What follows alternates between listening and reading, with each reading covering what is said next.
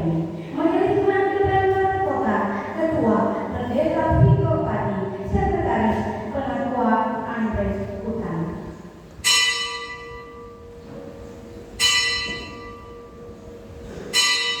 Jemaat Islam ini dan dilakukan bersama. Di rumah nomor ayat-ayat pertama dari kedua hari ini hari Sabtu.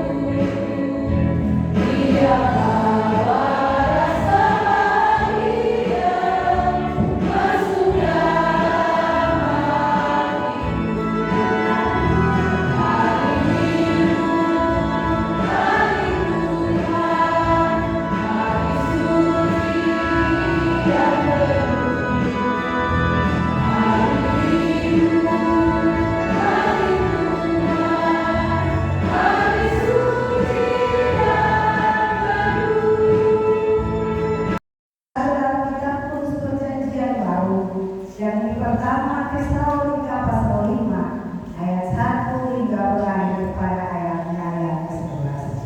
Sekali lagi, pertama Tesalonika pasal 5 ayat 1 hingga berakhir pada ayatnya ayat ke-11. Tetapi sebelum kita membaca dan mendengarkan firman Tuhan, mari kita berdoa. Ya Roh Kudus, bersihkan dan sucikanlah hati kami untuk menerima sabda-Mu. Amin.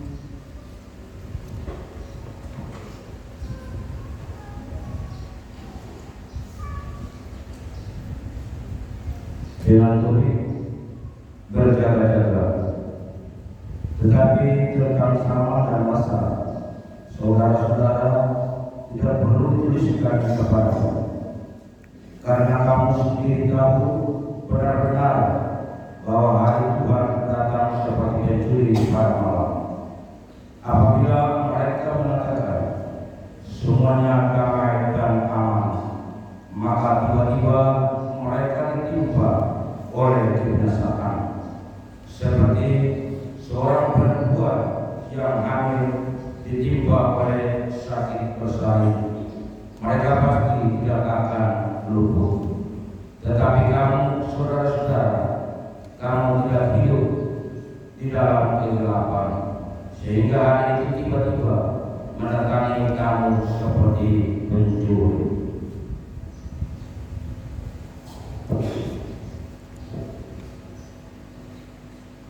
Karena kamu semua adalah anak-anak terang dan anak-anak siang. Kita bukanlah orang-orang malam atau orang-orang kegelapan. Sebab itu, baiklah jangan kita tidur seperti orang-orang lain, tetapi berjaga-jaga dan sadar.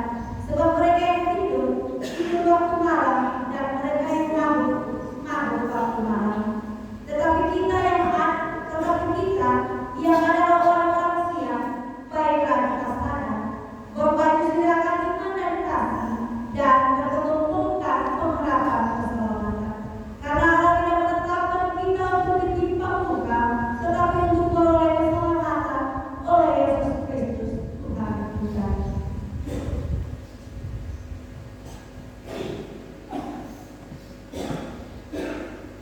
Yang sudah pasti untuk kita supaya kita berjaga-jaga, bukan kita tidur, kita hidup bersama-sama dengan Dia. Karena itu nasihatilah seorang akan yang lain dan saling membangun kamu seperti yang memang kamu lakukan. Haleluya, haleluya, haleluya.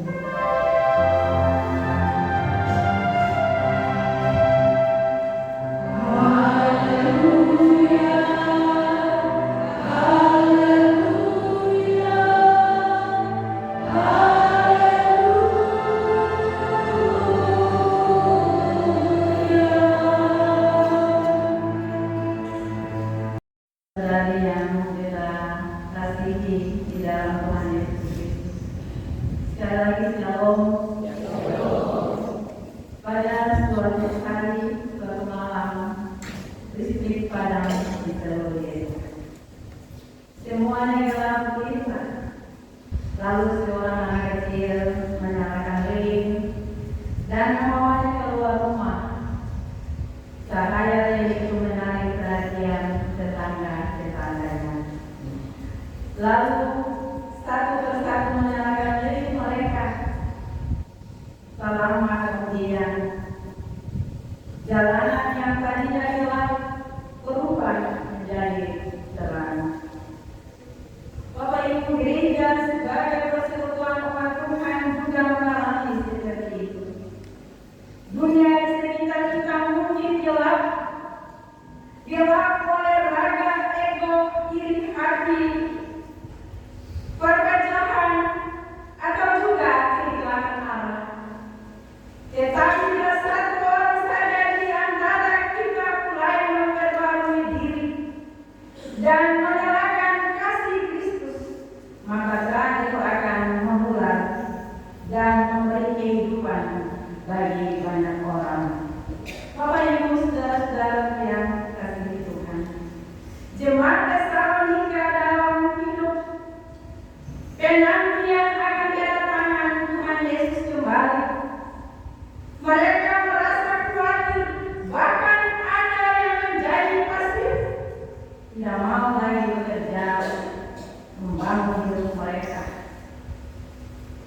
Karena mereka berpikir bahwa Tuhan sudah dekat sehingga tidak perlu melakukan pekerjaan apapun. Di sini Rasul Paulus menegur mereka dengan jelas bahwa bukan soal waktu yang perlu cuma tahu, sebab tidak seorang pun yang tahu kapan kedatangan Tuhan Yesus kembali.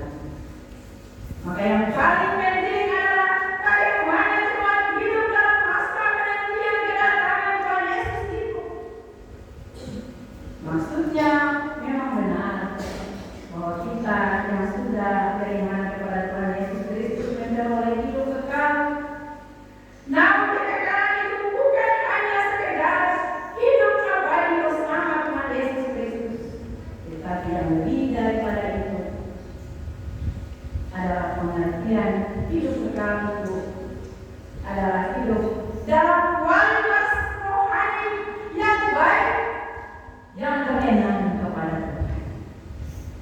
Jadi kita hidup dalam hidup kekekalan berarti kita senantiasa hidup taat dan setia kepada firman-Nya dan kehendaknya, sehingga kita benar-benar diubah oleh Tuhan Yesus melalui kuasa Roh Kudus dengan cara dan cara hidup yang lama yang penuh dengan dosa kepada cara hidup yang baru yang taat kepada Tuhan Yesus.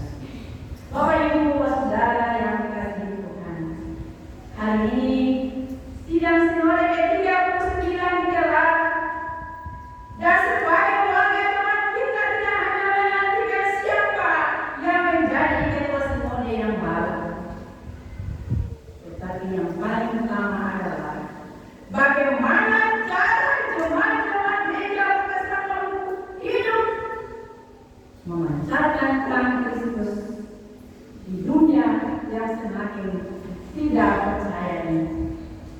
Atau dengan kata lain, kita bukan hanya menantikan siapa yang akan menjadi ketua sinode yang baru, tetapi yang paling penting adalah bagaimana kualitas kehidupan rohani kita semakin baik.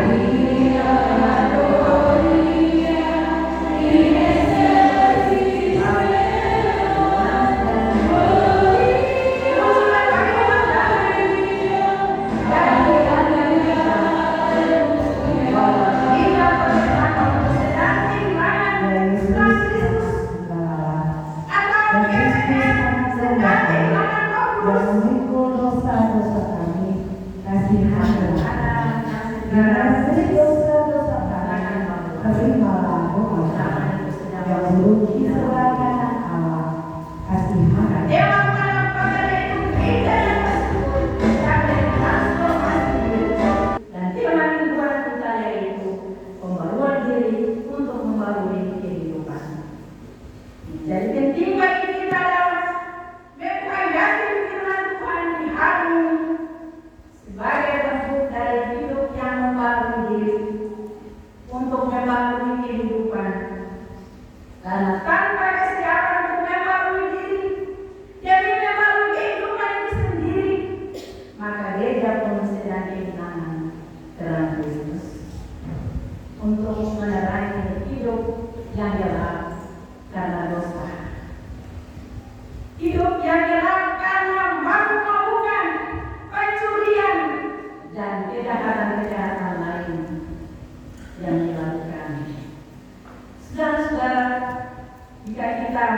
perhatikan recording secara mendalam, terutama dalam kaitan dengan tema pemberitaan minggu ini.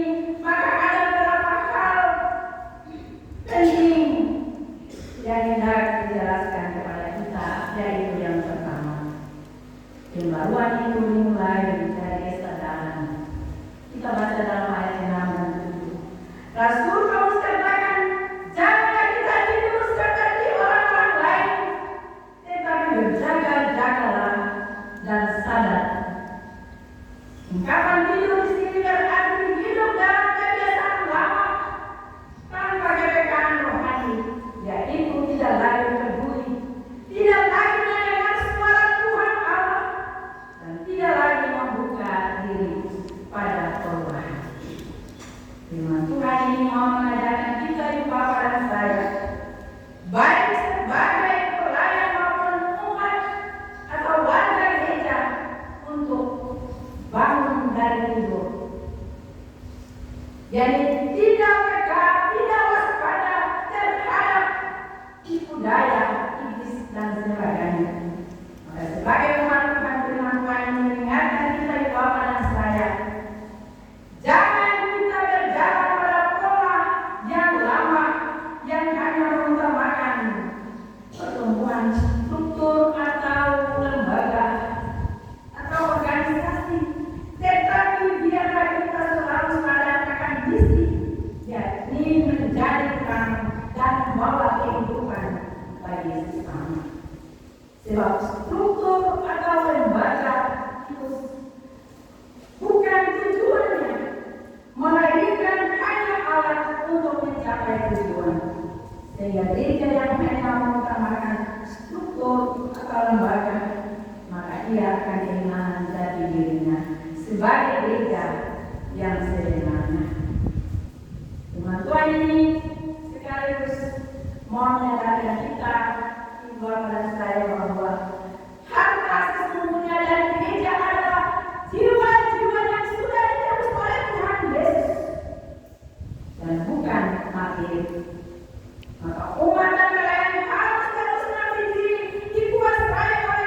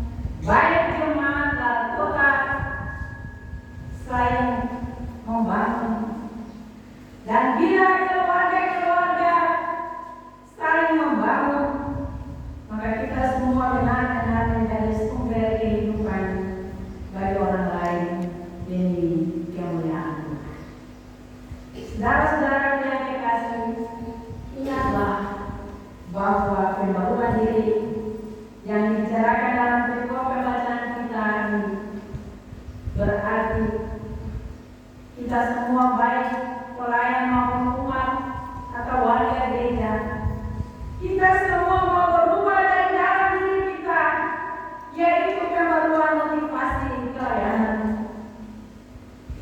Pelayanan kita dengan penuh semangat, atau karakter hidup kita, dan merubah pelayanan kita dengan baik dan benar. Oleh sebab itu, struktur atau lembaga gereja ini harus diarahkan kembali pada misi utama yang Tuhan Yesus percayakan kepada kita, yaitu kehadiran kasih Allah bagi semua orang. Seperti lilin kecil yang berjalan di tengah kegelapan, maka marilah kita menjadi pribadi pertama yang bersedia menyalakan lilin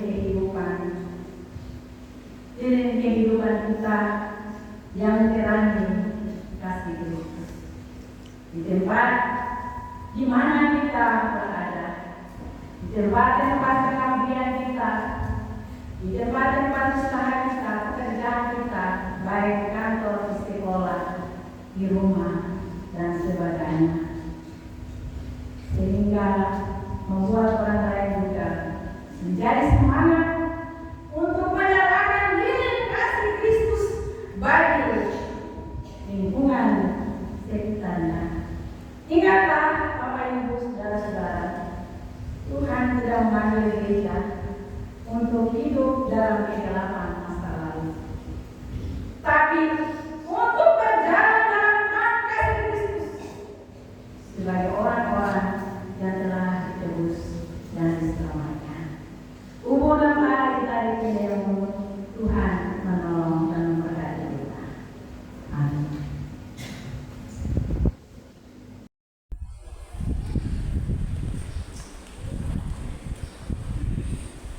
Sambil memberi nyata pesan Alkitab adalah